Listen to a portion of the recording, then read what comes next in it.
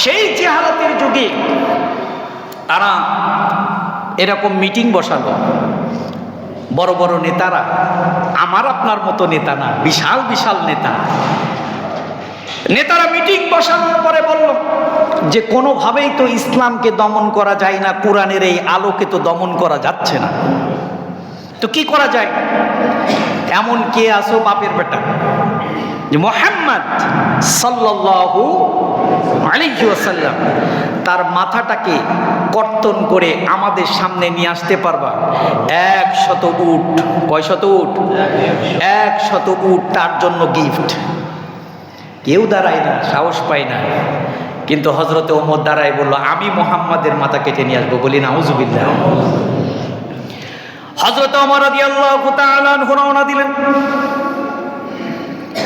উন্মুক্ত তরবারি হাতে, ঘোড়া ছুটিয়ে দিলেন।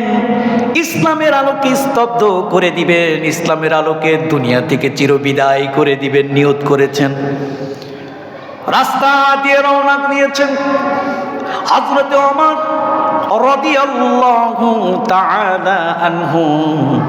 যখন রাস্তা দিয়ে রওনা দিলেন, এমন সময় একজন ব্যক্তি হযরত ওমরকে দ্রুত বেগে ঘোড়া ছুটিয়ে যেতে দেখে বললেন, হযরত ওমর, ও ওমর কোথায় যাও?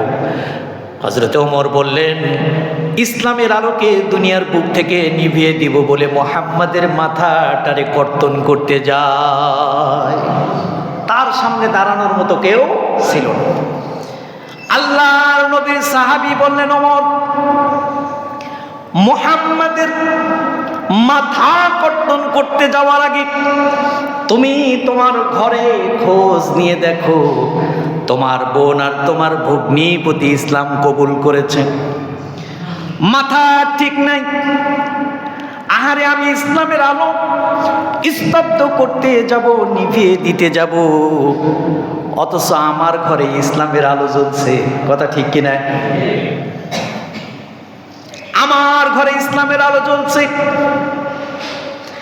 আমি যে ইসলামের আলোকে নিভিয়ে দিতে যাচ্ছি, এই আলোকে নিভানো সম্ভব নয়, আগে আমার ঘরের আলো নিভিয়ে আসি। হযরত ওমর বোনের বাড়িতে রওনা দিলেন। বোনের বাড়িতে রওনা দেওয়ার পর যখন বোনের বাড়ির সামনে গেলেন, বোন হযরত ওমরের উপস্থিতি অনুভব করার কারণে কোরআনখানা লুকিয়ে ফেললেন। হযরতে ওমর দরজার পাশে দাঁড়ানো, কি পড়ছে শুনছে, সূরা তাহা তেলাওয়াত করছে। হযরতে ওমর ঘরের দরজায় টোকা দিলেন। বোন আর বোন জামার অবস্থা তো ভালো না, কারণ লুকিয়ে লুকিয়ে ইসলাম তখন প্রচার করতে হতো। 3 বছর ইসলাম লুকিয়ে প্রচার করেছেন। কয় বছর? 3 বছর। 10 বছর ইসলাম লুকিয়ে প্রচার করেছেন, 3 বছর প্রকাশ্যে করেছেন। এই 10 বছরের ভিতরের ঘটনা বলছি। হযরত ওমর দরজায় টোকা দিলেন, ভিতর থেকে শব্দ আসলো। কে টোকা দেয়? হযরত ওমর বলে, আমি ওমর এসেছি। বোন আর বোন জামাই যে সহিফা কানা তেলাওয়াত করতেছিল সেটা সাথে সাথে লুকিয়ে ফেললেন। দরজা খুলে দিলেন হযরত ওমর। বোনকে জিজ্ঞাসা করছেন, কি তেলাওয়াত করছিলাম? আমি তো দরজার পাশ থেকে শুনেছি তোমরা নাকি ইসলাম কবুল করেছো, মুহাম্মাদের হাতে হাত রেখে নাকি কালেমা পড়েছো। বোন আর বোন জামাই কি করবে, লাস্টে স্বীকার করেছে, কারণ মিথ্যা কথা তো বলা যাবে না। বলল, হ্যাঁ আমরা ইসলাম কবুল করেছি। কথা বলাও সারা হযরতে ওমরের প্রহার শুরু হয়ে গেল। ইচ্ছে মতো প্রহার করলেন। প্রহার করতে করতে হযরত ওমর ক্লান্ত হয়ে মনের ভিতরে দয়া জাগলো, কারণ রক্তের একটা টান আছে না নাই? হযরত ওমরের মায়া জাগলো। হযরত ওমর বললেন, তোমরা কি পড়তেছিলে আমার একটু দেখাও দেখি। বোন বলল, ভাইজান এটা এমন গ্রন্থ নাপাক অবস্থায় পড়া যাবে না, আপনি গোসল করে আসেন। হযরত ওমর গোসল করে আসলেন। গোসল করে আসার পরে কোরআনের সূরা তাহা তেলাওয়াত শুনলেন। তেলাওয়াত শোনার পরে হযরতে ওমরের আর হুঁশ নাই, পাগল হয়ে গেছেন কোরআনের টানে। রাসূলের দরবারে যেই আলো নিভাতে যাচ্ছেন সেই আলো জ্বালানোর জন্য ওমর রওনা দিয়েছে। এটা ছিল হযরত ওমরের 1 নম্বর ইসলাম কবুল করার মাধ্যম। 2 নম্বর হলো হযরত ওমর ইসলামকে নিভানোর জন্য খানায় কাবার দিকে রওনা দিয়েছেন। মুহাম্মদুর রাসূলুল্লাহকে অপমান করবেন, বেইজ্জতি করবেন, লাঞ্ছিত করবেন। চারিদিকে তালাশ করে মুহাম্মদ কোথায়, তালাশ করে করে পায় না।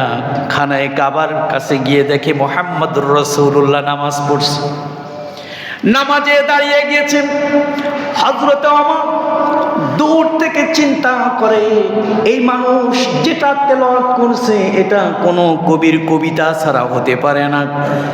তখন আল্লাহ তাআলা নাজিল করে দিলেন ওয়ালা বিকাউলি শাইর, এটা কোনো কবির কবিতা নয়, এটা কোরআন। হযরত ওমর চিন্তা করলেন, আরে আমি যেটা চিন্তা করি আব্দুল্লাহর বেটা মুহাম্মদ সেটা কেমনে নামাজের ভিতরে বলে, এটা কি করে সম্ভব? সে কবিতার মতো আবৃত্তি করলো। আমি চিন্তা করলাম এটা কবির কবিতা, কিন্তু এখন দেখি না সে এটাও জেনে গেল, তাহলে কেমনে জানে? এটা জাদু গণকের কাজ হতে পারে।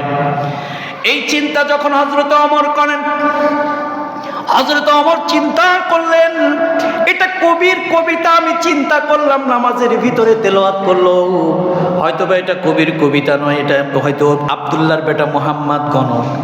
এই গণকের কথা ছাড়া আর কিছু হতে পারে না। আল্লাহ কোরআন নাজিল করে দিলেন ওয়ালা বিকাউলি কাহিন, এটা কোনো কবির কবিতা নয়, এটা কোনো গণকের গণনা নয়। সুবহানাল্লাহ। হযরত ওমর চিন্তা করলো, আরে আমি নামাজের ভিতরে যেটা চিন্তা করি এটাই থেকে এই বেটা উত্তর দিয়ে দেয়। তখন কোরআনের প্রতি কি হয়ে গেলেন? আসক্তি হয়ে গেলেন। 2 নাম্বার হযরত ওমরের ইসলাম কবুল করার কথা বলছি, কোরআনের মহব্বতের টানে হযরত ওমর কি হয়ে গেছে? মুসলমান হয়ে গেছে। আল্লাহ রাব্বুল আলামিন বলেন এটা কার কথা? তাহলে রব্বুল আলামিন কোরআনের ভিতরে ঘোষণা করলেন তানসীলুম মির রাব্বিল আলামিন। এটা তো সেই রব যিনি সমগ্র বিশ্বের পরিচালক, তার পক্ষ থেকে নাজিল হয়েছে। সুবহানাল্লাহ। তাহলে এটা কার পক্ষ থেকে নাজিল হয়েছে? তানসীলুম মির রাব্বিল আলামিন। तमाम পৃথিবীর যিনি রব মালিক, তিনার পক্ষ থেকে কোরআন নাজিল হয়েছে। লা রাইবা ফিহি, এর ভিতরে কোনো সন্দেহ নাই। সুতরাং প্রিয় ভাইয়েরা আমার, এই কোরআন নাজিল হলো, নাজিল হওয়ার পরে এটা সংরক্ষণ, এটাকে সংরক্ষণ করার দায়িত্ব নিয়েছেন কে? বাল হুয়া কুরআনুম মাজিদুন ফি লাউহিম মাহফুজ। এটা সংরক্ষণ করার দায়িত্ব কার? আরো আসতে বলেন। পৃথিবীর तमाम বই পুড়ে যেতে পারে, तमाम লাইব্রেরি পুড়ে যেতে পারে, কিন্তু কোরআন কোনোদিন বিলীন হবে না। একজন বিধর্মী একটা গান বানিয়েছে, নাম কি? নকুল শাহ। কি নাম? নকুল শাহ। বিধর্মী মানুষ কোরআন নিয়ে একটা সুন্দর গান আবৃত্তি করেছেন যে तमाम পৃথিবীর বই পুড়ে হতে পারে শেষ, কিন্তু কোরআন কোনোদিন কি হবে না? শেষ হবে না। কারণ এটা কোরআন বক্ষে আছে। কোরআন কোথায় আছে? হাজারো হাফেজের বক্ষের ভিতরে কোরআন আছে।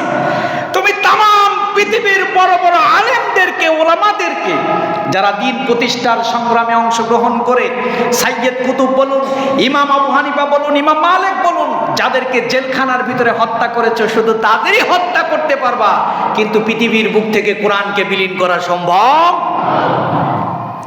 এই কোরআনকে তুমি ফু দিয়ে উড়িয়ে দিতে চাও? কোরআনের আইনকে তুমি ফু দিয়ে উড়িয়ে দিতে চাও, অথচ এই কোরআনের আলো প্রজ্বলন করার দায়িত্ব কার? ইউরিদুনা লিইউতফিউ নূরাল্লাহি বিআফওয়াহিহিম ওয়া তুকাল্লিমুনা আইদিহিম ওয়া তাশহাদু আরজুলুহুম ইউরিদুনা লিইউতফিউ নূরাল্লাহি বিআফওয়াহিহিম ওয়াল্লাহু মুতিম্মু নূরিহি ওয়ালাউ কারিহাল কাফিরুন। আল্লাহ জানে যেই যুগে যুগে অসংখ্য বান্দা আমার আসবে, তারা এই কোরআনের আইনকে বাদ দিয়ে মানব রচিত আইনের কনস্টিটিউশন, ধারা, আর্টিকেল পরতে পরতে মুখস্থ করবে, কিন্তু কোরআনের কথা বলবে না। এটা কে জানে? তারা কোরআনকে অ্যাভয়েড করবে, কোরআনকে ফু দিয়ে উড়িয়ে দিতে চাবে। এই জন্য আল্লাহ বলেছেন সূরা সাফের ভিতরে, ইউরিদুনা, তারা চায়, আরাদা ইউরিদু, ইরাদা করা, বলে না? ইরাদা করার অর্থ কি? ইচ্ছা করা। ইউরিদুনা, তারা চায়, লিউতফিউ, ফু দিয়ে উড়িয়ে দিবে ফানুসের মতো, নূর আল্লাহ, কার আলো? নূর মানে কোরআন, নূর মানে কি? কোরআন। নূর আল্লাহ, আল্লাহর আলোকে যারা উড়িয়ে দিতে ইচ্ছা করে, বি আফওয়াহিহিম, বি মানে দ্বারা, ফাউন মানে মুখ, বিআফওয়াহিম, এটা ফাউনের বহুবচন, আফওয়া, আপনি একা উড়িয়ে দিতে পারবেন না, দলগতভাবে